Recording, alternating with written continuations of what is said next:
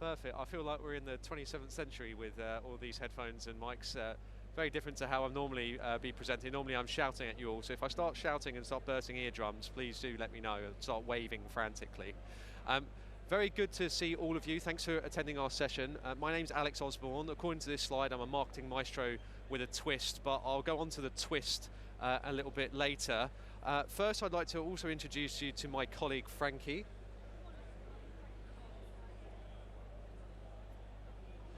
So today we're going to be covering off. Can you hear me now? Our understanding of. Good morning, everyone. Yeah, I'm on. Good morning, Frankki Cox. I'm your storytelling technologist for today. So today we're going to be covering off our understanding of the challenges that are facing CMOs and marketing departments today, and that's from all of the conversations and the work that we're doing with thousands of our different customers. So the session will be those challenges, and then how can we use technology to start overcoming those challenges, specifically bots, to make our marketing individuals and professionals and teams much more productive and improve their experience and how they create, work with, and then release creative content. Going back to the twist piece, it's a really creative way for me to stand in front of you all, and actually, I'm not a marketer. I don't work in marketing. I have been working in technologies for the past 5 years at Box and the last 10 years in my career. The reason why I'm standing up here and talking to all of you today is because I work with a lot of marketing departments, a lot of creative agencies, a lot of marketing agencies, and it's really interesting to see that they all have the same trends of challenges and issues that they're trying to overcome and improve how they're working. So with that, one of the things that we wanted to do to start off with is try and get some audience participation, which will be interesting with the headphones. But is anyone familiar with Box or have used Box previously in their other roles or current roles? No? No? Perfect, so we've got the right audience, right? Because if we're talking to our existing customers, then we're probably not doing our job right. So for those who don't know us and don't know what we do, we work with 70% or nearly 70% of the Fortune 500. We have over 100,000 customers. And as you can see from those logos, there's some of those you'll probably recognize. Now, importantly, we work with 8 out of the 10 top brands in the world. They use Box, and I like to think that's correlated to them having the best brand in the world and using our platform. We also work with thousands of small and medium-sized businesses across every sector and every department.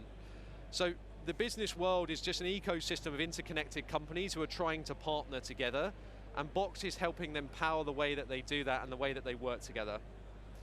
So when we're looking at these different companies, and as I mentioned, we're speaking to all of these different marketing departments and agencies, these same trends keep cropping up, and I've tried to, in my own words, summarize some of those challenges, not all of them, because it's a huge mix of there.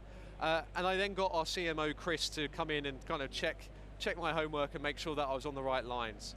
So CMOs today are facing a multitude of evolving challenges, and the predominant one at the moment is that economic uncertainty. It's a demise of third-party data and just the sheer increase of competition to try and get our consumers or our customers' attention. And as a result of that, people are getting higher and higher expectations.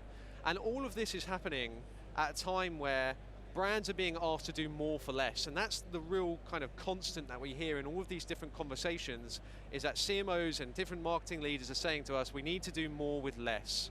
Now, the variations that we hear from different conversations normally are around we need to do more things faster for less, whilst maintaining the quality or the output of what we're actually producing. That's a really, really difficult layered set of challenges to kind of try and unpick that. So what we wanted to do today is share how some other companies have tried to fix kind of that challenge or overcome that challenge. And some of them work better than others. One of the things that we're seeing some marketing departments do is they're just asking their marketing professionals to work harder for longer hours. It's a very short-term solution. It doesn't really work that well after sort of a couple of weeks. And in fact, when we're talking to CMOs, a real issue that they're facing is that a lot of their team are suffering from burnout. So that's not the best thing that we've seen, or the best way we've seen people trying to handle kind of the increased pressures that are coming under marketing departments or marketing agencies. The second piece that people have started doing, or trying to do a little bit more of, is really focus on the key projects or the key things that they need to do and keep in-house, and then outsource the rest. And that's a really hard thing to balance up, because as soon as we start talking about outsourcing, well, that takes money. And when we're trying to do more with less, then we have to kind of balance that. If we do find that it's economically viable to outsource some of this stuff and certain projects, then we have the difficulty of working with third parties. And as we've all probably experienced, it's not quite as easy to be working with a third-party agency as it is to be working internally with people. So there's those considerations as well. And then finally, of course, everyone keeps talking about streamlining operations and streamlining processes to make ourselves more productive. Normally we find that this is done on an individual level or a team level and locally rather than kind of a more of a program. And that leads to some risks around human error creeping into things, or the risk of not having quite as much quality control in over what we're producing. So what's really the answer for all of this? Well, of course it's going to be a combination of things that we need to do, but the biggest thing that we keep advocating around is technology. We need technology to be able to make our teams far more productive and spend the time on value-adding tasks rather than the mundane. We need technology to be able to help us to have data-driven insights into where we should be focusing time and what operations that we can potentially streamline. And we also need technology to be able to just make it easier for us to be able to collaborate with third parties and the various different agencies that we work with. So where does Box come into this? Well, I'm going to talk to you, oh, my clicker's not working. Oh, there we go, skipped ahead. Frankki, can you flick back one? Thank you. So I'm going to talk to you about, just one more, thanks. I'll let you do the, I'll talk to you about Nike, I don't need the slides. So Nike's one of our key customers, and they use Box pretty extensively across their marketing departments. So Nike use Box to help streamline that collaboration and do that in a really secure way with their third parties. They're able to launch campaigns much quicker with easier review and approval processes. And that's not only internally, that's with those third parties, it's with their legal team, it's with their potential clients that they're working on certain projects with. And then finally, their design team and their R&D team, they use Box to work on those really heavy, like creative files that we're all used to. And they do that working on proprietary design files, sharing it around, but doing it in a really secure manner so that they're not losing millions of dollars of revenue in case one of those designs get leaked. You can imagine how many counterfeiters are out there trying to find Nike's designs. So that's a couple of examples of how they're using Box to help them be a little bit more productive and secure. DC Comics, they're a subsidiary of Warner Bros. They use Box to help speed up the process of creating and then distributing their comic books. So they managed to speed up how they're doing this from 2/3, from 3 weeks to 1, simply by just automating a lot of these review and approval processes, but also just giving their teams a much more dynamic way to work with these heavy lifting files. I'm sure we've all been there in terms of some of the issues that you've had of like trying to load up a very heavy sort of Adobe Creative file or something like that. Trying to share that around can become a bit clunky. We've helped them to be able to make that a little bit smoother. And then finally, SDB, they're the world's largest tool company. They have thousands and thousands and thousands of products, and they actually produce 1,000 products every year. As you can probably appreciate, that is an awful lot of assets that you've got to create to go with these products, and then also maintain. If they've got tens of thousands of products there, that's an awful big job just to maintain what we currently have. So to find these assets was a real issue for them. So what they did with Box, we just helped their team be more productive, spend time in the right areas and not on the mundane tasks of searching for content. And they managed to trim that down from a couple of hours to just a matter of minutes. So, a few different examples, different companies in very different sectors, all struggling with similar challenges, are using Box to make their teams more productive, to make it more secure for how they're actually sharing that information, and just to make it so much easier when they're dealing with these third-party third-party agencies. So that's a lot of theory and kind of the high levels of Box and technology and some of the challenges. I'm going to hand it over to Frankki, who's going to turn sort of the theory into a bit more reality and show you some of this marketing magic. Frankki? Absolutely. So as Alex mentioned, we do cover a wide range of use cases across marketing departments. But for today's session, we're going to focus on how Box can transform campaign lifecycle management within your marketing organizations. Now to do that, I'm going to be playing Lola Bunny today. So Lola is our campaign marketing manager, and she works at the fictional retail company Acme Corporation. Now it's a Monday morning and Lola has woken up with a spring in her step. She's thought of the next big idea that is sure to have her in line for that juicy CMO role at the end of the year. So she goes ahead and she logs into Box, and she creates a Box canvas, our native whiteboarding tool, allowing her to engage and brainstorm with internal teams and external users such as agencies or freelancers. And this is a brand new way to work in the hybrid work environment that we're all now too familiar with. So now the ideas really come into life. So Lola creates a folder for this campaign called the Jet Bike Kit. And this is one centralized location to access all of the campaign collateral. So one of the things that we hear a lot with marketing departments, especially sort of slightly larger ones, they're using an awful lot of technology.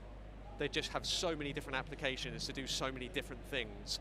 And what we find is that people just really struggle to actually know where is the right thing, where is the right version of this, where does it sit, is it in SharePoint, is it in our Adobe suite, is it on on-premise file server, wherever it may be, but people really, really struggle just to get to the right application and find the right stuff. So I'm sure you can appreciate that the thought of having one place for everything is something that really, really helps a lot of the marketing departments who use Box. We do integrate with a lot of the other applications that they use so that you truly can have that one source of truth, and it saves people an awful lot of time. So now the campaign is getting quite large, so Lola wants to work with an external agency to help her with the campaign collateral. So she invites them into this external folder seamlessly so that they can collaborate and refine the overall campaign message. So let's open up this Photoshop file. Lola can annotate directly on the file itself, indicating clearly to the agency where she needs to have changes made. And she can even add mention on the file also to internal or external users, asking them to review the file, for example.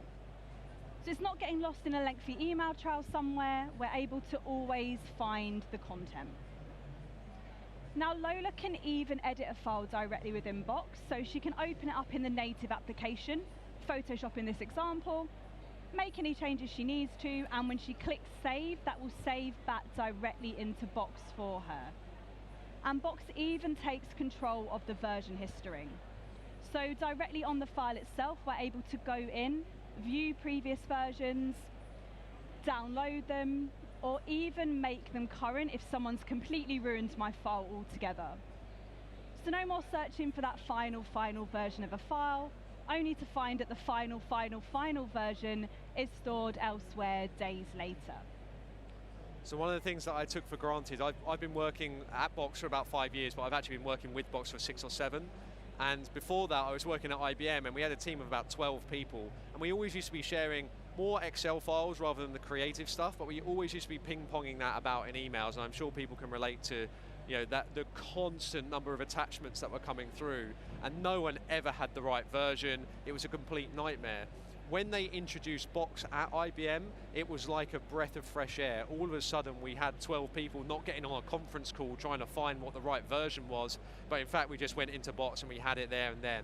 So it was a hugely powerful thing just from a productivity piece, and something after the last 6 years, you kind of forget that a little bit, but version control is such a pain in the industry at the moment, and people still haven't got that right. Amazingly, people are still finding it difficult just to be able to find and use the right versions. So just to recap where we are, Lola's been able to brainstorm a new campaign, and she's invited an external agency in to collaborate on the campaign collateral with her. But now she wants to drive further business insights and create content faster. Introducing a new suite of capabilities, Box AI. This is going to bring intelligence to all of your critical marketing collateral. So Box AI will make your employees smarter and more productive, giving them time back to spend on more valuable work. So can I just get a show of hands? Anyone played around ChatGPT? Has anyone told to be not using ChatGPT in their work? Okay, there we go. So ChatGPT, amazing, kind of showcase some of the things of AI, large language processing or large language models. That it's a phenomenal thing that what you can do with it. The problem with ChatGPT or the other open source pieces is that they train off your data, right? And that's why companies don't want you using these sort of free platforms, because if you start, like a Nike, if you say, hey, I'm just going to see what they think about my new design file, that's not going to be great. Or I'm going to share my annual report or draft of it and see whether it can improve things. And not so good, right? Not great for the security side of things, although it is used, thank you, or it is used for, although it's used for to help you make more productive.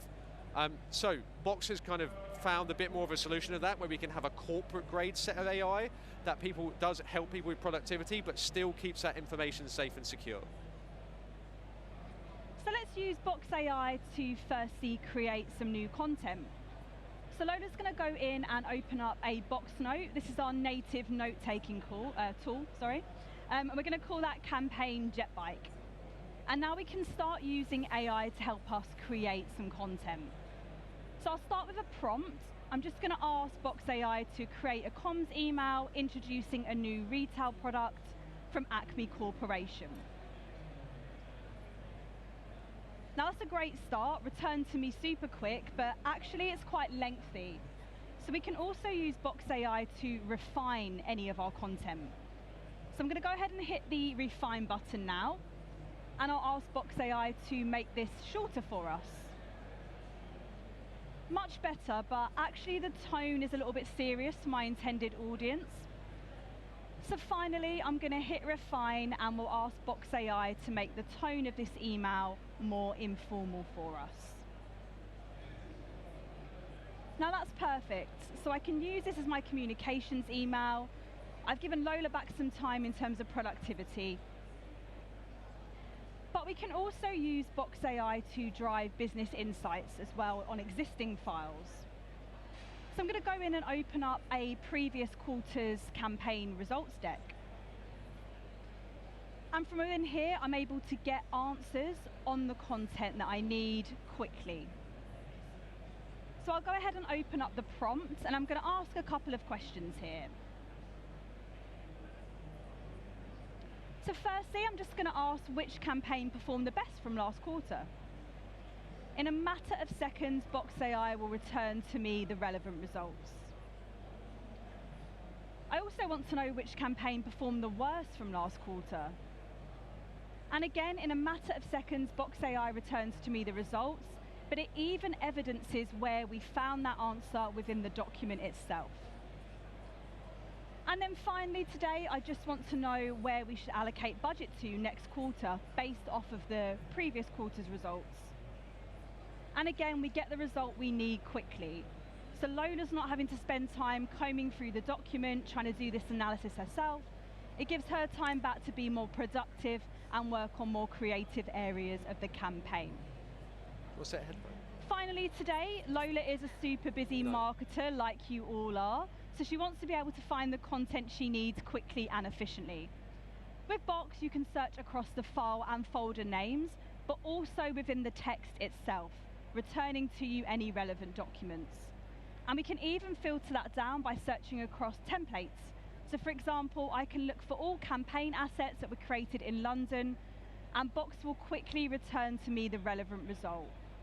I even get a nice thumbnail preview of the images, so I'm able to find what I need easily.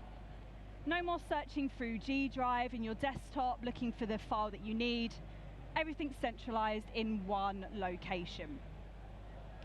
So today we've talked about how Box can transform campaign lifecycle management, enabling Lola to brainstorm a new campaign, work with an external agency, and even drive business insights and create content faster with Box AI.